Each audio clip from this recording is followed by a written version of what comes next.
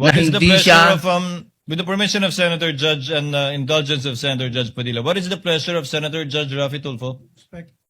Walang mic. Kay Senator Padilla. Bakit pag sa kabila pinapayagan sila 5-10 minutes? Bakit pag sa amin, sa majority, kinakat agad ni remind pagdating ng 2 minutes?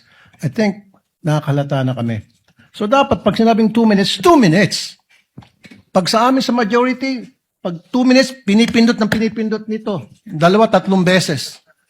Totoo yan. Pero pag sa minority, umaabot na ng 5 minutes, 10 minutes. At meron akong record yan. Pinapayagan. Why? Thank you.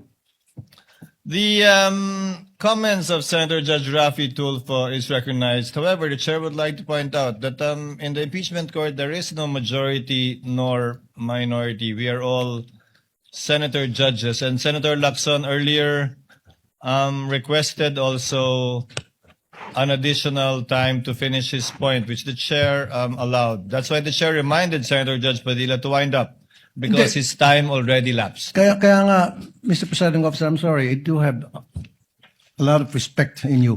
Yung sa akin lang, kahit na sino senador, kapag dating na ng 2 minutes, pinipindutan ng bell eh.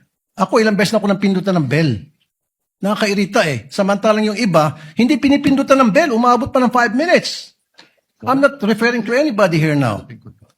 Yun lang yun eh. Kaya nga kuminsan, binubulungan ko na nandiyan eh. Oy, pindutin mo na yung bell. Para naman makapagsalita yung iba. Yun lang po. Wala na akong tinutukoy dito. Dapat maging fair tayo yung sa nagpipindot ng bell. Pag sinabing 2 minutes regardless kahit na sinong senador yan. Thank you. The clerk of court is instructed to kindly relate to the bell ringer to kindly be consistent in doing the polite reminder to the senator judges with respect to the time allotted. Mr. Presiding Senator Officer. Judge Yes.